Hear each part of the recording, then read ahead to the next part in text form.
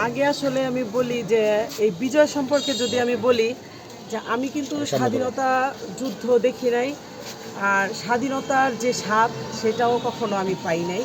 তবে এবারের যে বিজয়ে আমি কিন্তু বুঝতে পারলাম যে স্বাধীনতার মানে স্বাদটা কী। তো এখনও আমি মানে শঙ্কিত আছি যে আমাদের দেশের, আমি বলবো যে দ্বিতীয়বার এক স্বাধীন হয়েছে, কিন্তু আমাদের দেশ এখন পর্যন্ত কিন্তু বিভিন্নভাবে এখনও আমাদের দেশ হুমকির উপরে আছে। আর আজকে আমার পলাশ থানায় আসার কারণ হচ্ছে যে আমরা আন্দোলন সংগ্রাম করেছি কারো উপরে নির্যাতন করার জন্য না। আমরা দেশের গণতন্ত্র চেয়েছি এবং এই দেশটা যেন দুর্নীতিমুক্ত হয়, দেশের মানুষ যেন সুখে শান্তিতে বসবাস করতে পারে, এটাই ছিল আমাদের মূল লক্ষ্য। দেশের গণতন্ত্রটা যেন পুনরুদ্ধার হয়, এটাই ছিল আমাদের আন্দোলনের মূল উদ্দেশ্য।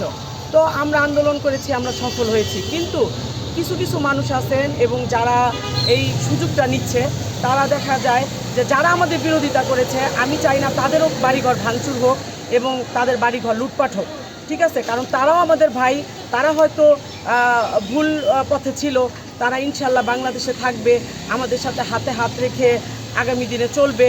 তাদের যে ভুলভ্রান্তিগুলো ছিল, এই ভুলভ্রান্তিগুলো তারা অবশ্যই ভুলভ্রান্তি থেকে বের হয়ে আসবে। এই জন্য আমি থানায় এসেছি আজকে এই কারণে যে থানায় কর্মবিরতি ছিল, আর আজকে ওসি সাহেবকে আমি এখানে পেয়েছি।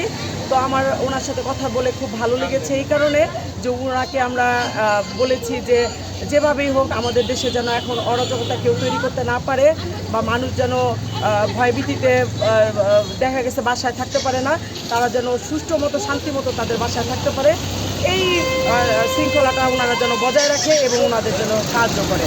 তো উনি আমাকে আশ্বস্ত করেছেন যে যেখানে যেই সমস্যা হবে ওনারা অবশ্যই জানতে পারলে ওখানে ওনারা যাবে এবং সবাইকে সাহায্য সহযোগিতা করবে।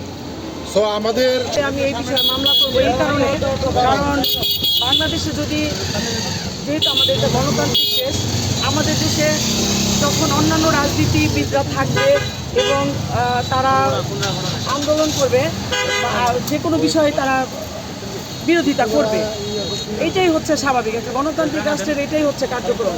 তো ওইখানে ওরা আমার উপরে এবং আমার ছেলের উপরে যেই আঘাতটা করেছে, এর পিছনে কিন্তু তাদের অন্য একটা উদ্দেশ্য ছিল। তারা হয়তো আমাদের কণ্ঠকে থামিয়ে দেওয়ার চেষ্টা করেছে, আমার ছেলেকে যদি ওই দিন হত্যা করার চেষ্টা করেছে, আমার ছেলে না মারা গেলে হয়তো আমি থেমে যেতাম, এইটাই হচ্ছে তাদের মূল উদ্দেশ্য। এখন যেহেতু আমাদের মানে যারা আইন শৃঙ্খলা রক্ষাকারী বাহিনী এখন বসেছে, আমি অবশ্যই ফৌজদারি মামলা করব এবং সেটা খুব শীঘ্রই করব। যারা এই আক্রমণের সাথে জড়িত ছিল, আমার কোমলমতি সন্তানদের উপরে যারা এইভাবে আঘাত করেছে, অবশ্যই তাদের বিরুদ্ধে আমি আইনি ব্যবস্থা নিব।